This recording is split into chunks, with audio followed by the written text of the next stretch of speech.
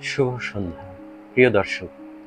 আজ আবৃত্তি করছি ফরাসি কবি শার্ল বোদলেয়ারের অচেনা মানুষ। বলো আমাকে রহস্যময় মানুষ, কাকে তুমি সবচেয়ে ভালোবাসো? তোমার পিতা, মাতা, ভ্রাতা অথবা ভগ্নীকে?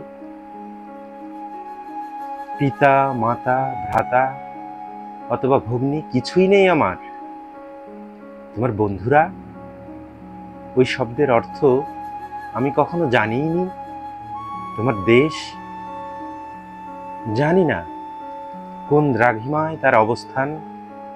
সৌন্দর্য? পারতাম বটে তাকে ভালোবাসতে, দেবী তিনি, অমরা। কাঞ্চন? ঘৃণা করি কাঞ্চন, যেমন তোমরা ঘৃণা করো ঈশ্বরকে।